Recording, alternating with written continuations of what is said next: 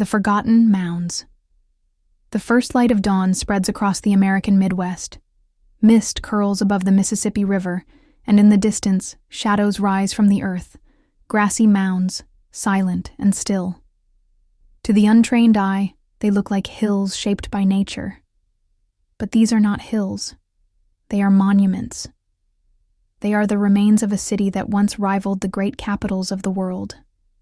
1,000 years ago, where these quiet fields now stretch, stood Cahokia, a city larger than London at the time, teeming with tens of thousands of people. Markets bustled with trade, plazas echoed with ceremony, and towering earthen pyramids reached toward the sun. This was America's first true metropolis, built long before the arrival of Columbus, long before the birth of the nation itself.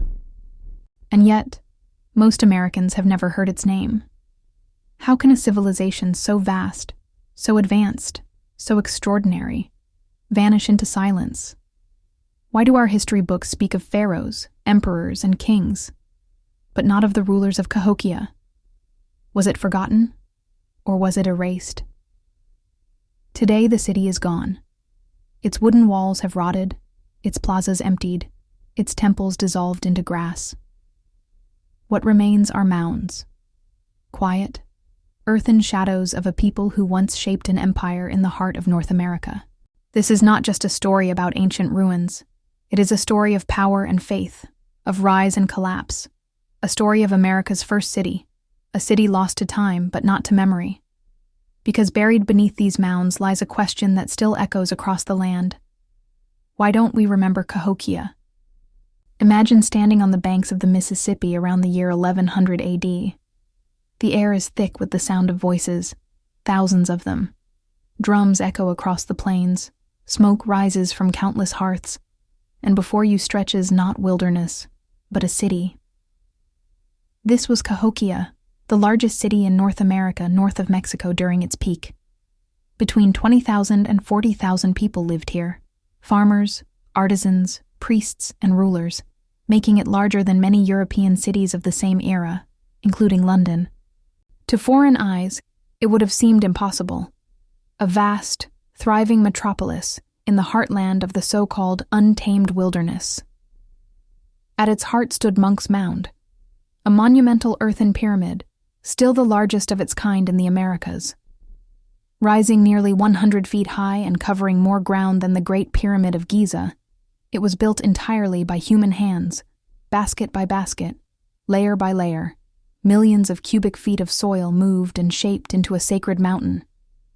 At its summit once stood a massive wooden temple, a symbol of both political authority and spiritual devotion. Surrounding the Great Mound was a city of remarkable order. Wide plazas opened between districts, acting as gathering places for ceremonies and markets. Palisade walls, made of huge wooden posts, stretched for miles, enclosing the city's sacred core. These defenses were not just military. They were symbolic boundaries, separating the ordinary from the sacred, the common from the divine. And then there was Woodhenge, a great circle of giant posts aligned with the rising and setting sun, serving as a solar calendar. Here, the people of Cahokia gathered to mark the solstices and equinoxes, celebrating the cycles of the heavens that dictated both farming and faith. As the sun rose through aligned posts, it revealed the mastery of a people who understood both the earth beneath them and the sky above. Life in Cahokia pulsed with vibrancy. Farmers grew maize in vast fields, feeding the city's swelling population. Artisans crafted shell ornaments, stone tools, and copper goods that were traded across the continent. Roads and waterways carried goods to and from the city, making Cahokia the beating heart of a network that stretched from the Great Lakes to the Gulf of Mexico. And while many of its wooden homes and structures have long since rotted away, the city's scale is still visible in the earth itself. Over 100 mounds once rose from this plain, each built with purpose, each a marker of community, ritual, and power. This was not a scattered village of survivalists. This was a civilization of builders, planners, and dreamers, people who reshaped their landscape with vision and determination. Cahokia stood as proof that the Americas were not a wilderness waiting to be discovered. It was already home to an urban masterpiece, America's first metropolis. To understand Cahokia's greatness, you must leave the shadow of the mounds and step into its streets, its homes, its fields. Here, the heartbeat of the city was not only in temples and plazas, it was in the rhythm of daily life. The revolution that made Cahokia possible began with a simple grain: corn. Before maize spread through the Mississippi Valley, people lived in smaller, scattered communities. But with corn came abundance. Fields of tall green stalks rippled in the wind, their harvests able to feed tens of thousands. The corn revolution turned Cahokia into the first city of the North American heartland. Farmers rose with the sun, tending crops of maize, beans, and squash. Their harvests filled clay granaries and storage pits, ensuring the city could survive through lean winters and grow season after season. Nearby, hunters brought in deer, turkeys, and fish from the river, supplementing the diet with protein and variety. Families gathered around fires to roast meat, grind corn into flour, and bake it into cakes that nourished both laborers and leaders. Yet food was just the beginning. The city teemed with artisans, craftsmen and women who shaped the material world into beauty and meaning. Potters spun clay into bowls painted with geometric patterns. Stoneworkers chipped chert into spear points and knives. Shell beads gleamed from the Gulf of Mexico, shaped into ornaments that adorned both nobles and commoners. Copper from the Great Lakes was hammered into sheets and jewelry, glinting with a luster that marked status and sacredness. Children played in open courtyards, their laughter echoing between thatched houses of wood and clay. Women wove mats, tended gardens, and passed down stories. Men labored on the mounds, hunted in the forests, or crafted tools in workshops. Life was ordinary and extraordinary, a city alive not just with survival, but with culture. And then there was trade, the invisible threads that tied Cahokia to the continent. From the Gulf Coast came shells and exotic stones. From the Great Lakes came copper. From the Rocky Mountains came obsidian and rare minerals. Traders carried these treasures by river and by road, moving through networks of exchange that stretched for hundreds of miles. In return, Cahokia sent out its own crafts, its food surplus, and perhaps even its religious influence. Imagine standing in Cahokia's markets, stalls crowded with pottery, beads, baskets, and food. The smell of roasted corn and fresh fish. Voices shouting bargains in accents from far-off lands.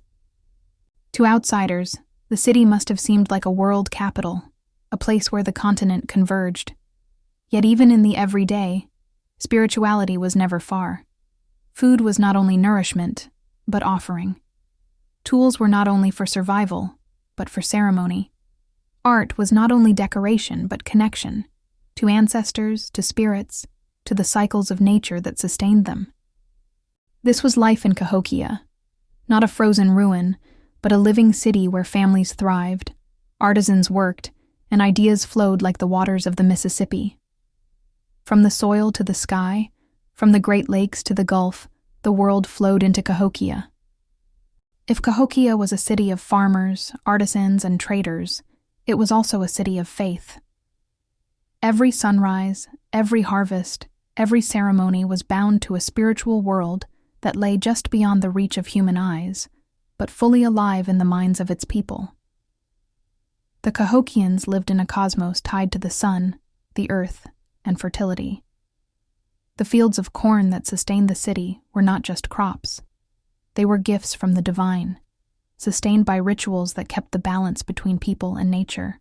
The Mississippi itself was not merely a river, but a flowing vein of spiritual energy, carrying life through the land. At the heart of their rituals stood Woodhenge. On the western edge of the city, towering wooden posts were arranged in a great circle. From this sacred site, priests and leaders could track the solstices and equinoxes, marking the seasons, dictating planting and harvest.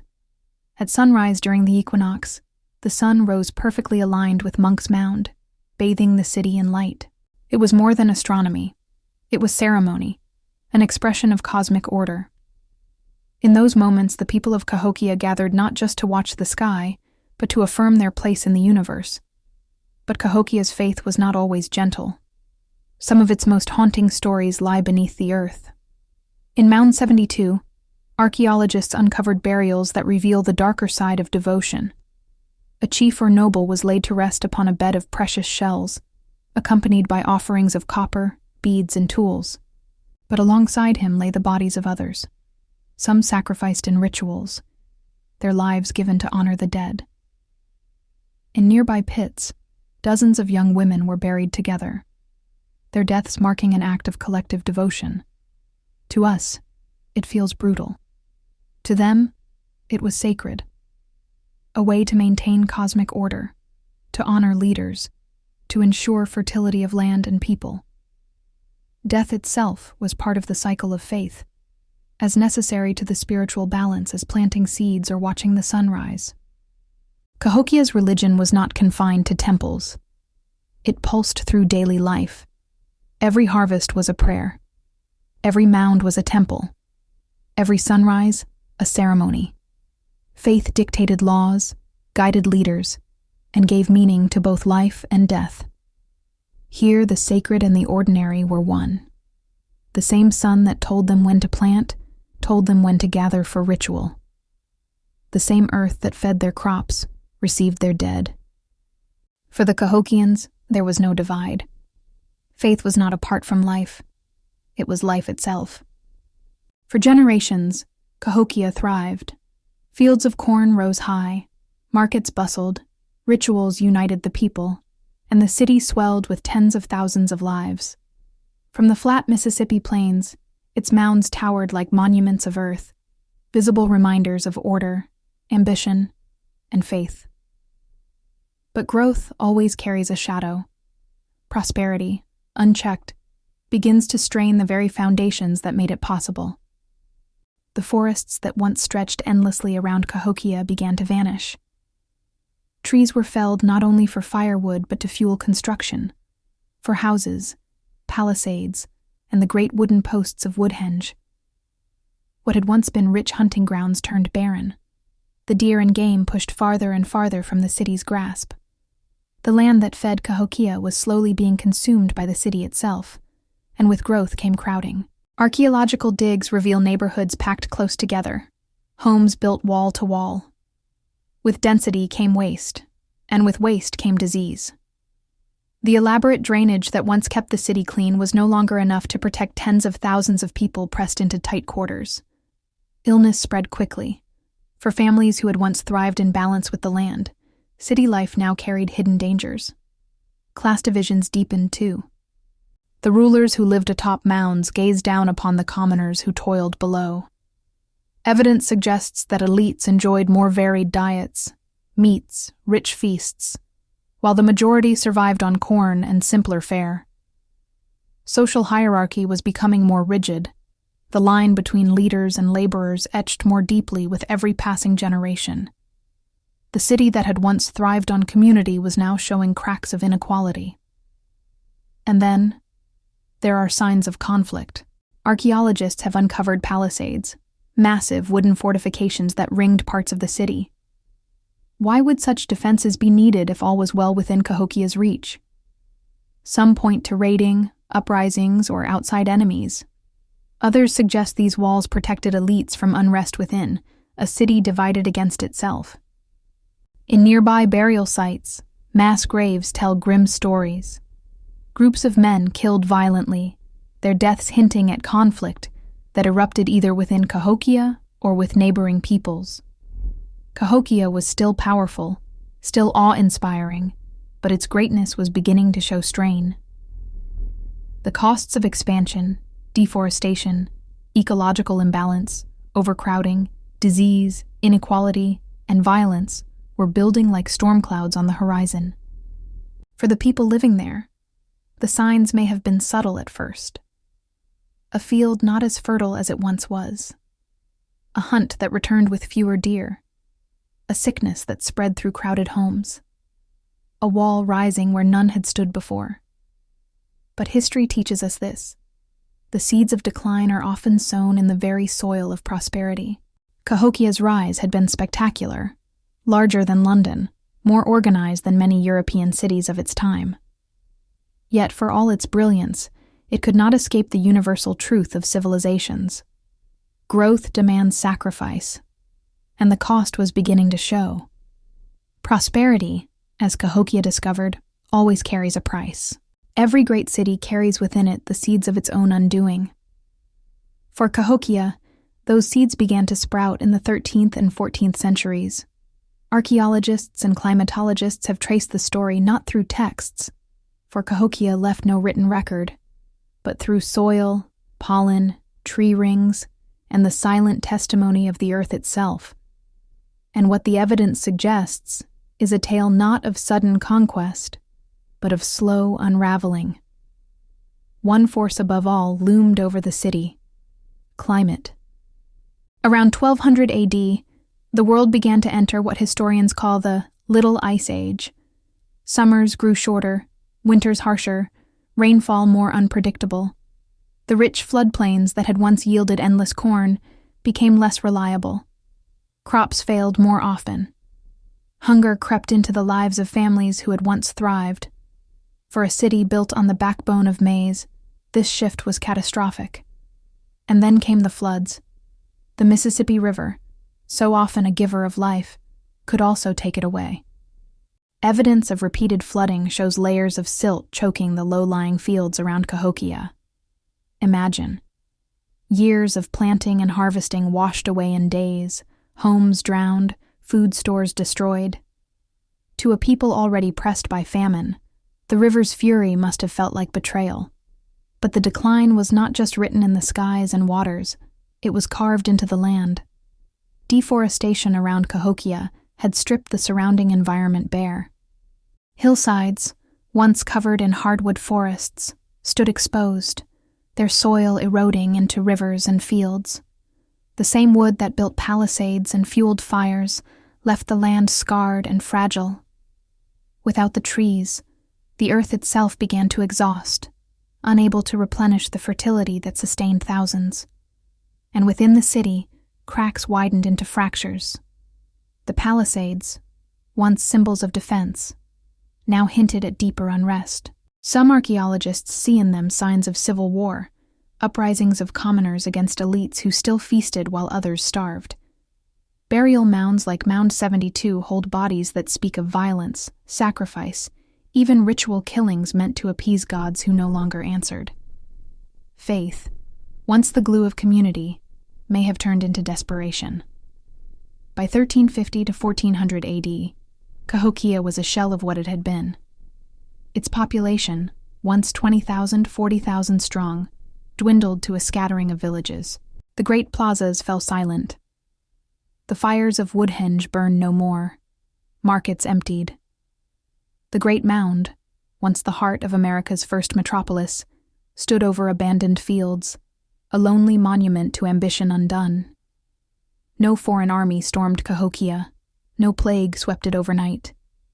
Its fall was quieter, slower, almost ghostly. It was the weight of climate, flood, soil, forest, and division, all conspiring against a city that had once defied the wilderness.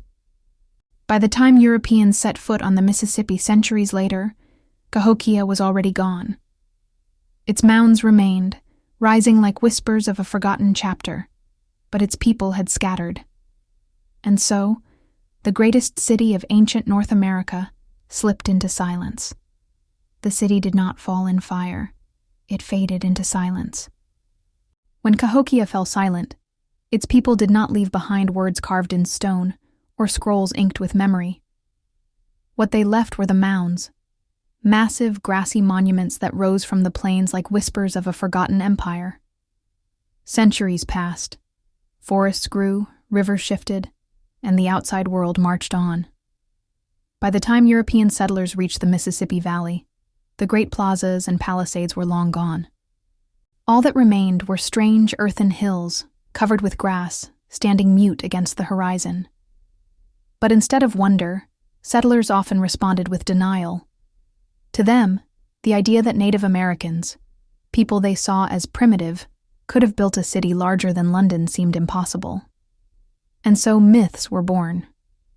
Some claimed the mounds were built by Vikings, or by a lost race of giants, or even survivors of Atlantis. Anything but the truth. Anything but crediting the native peoples of North America. The silence of Cahokia was not enough. It had to be erased, rewritten. This was not mere ignorance, it was willful dismissal. A refusal to believe that the land they were claiming, plowing and fencing had once held a civilization as sophisticated as any in the Old World. And then came the destruction. The 19th century was merciless to the mounds. Farmers plowed them flat to make way for fields. Roads and railways cut through sacred earthworks. Cities expanded, swallowing history under brick and asphalt. Thousands of mounds that once dotted the Mississippi Valley vanished forever, leveled in the name of progress.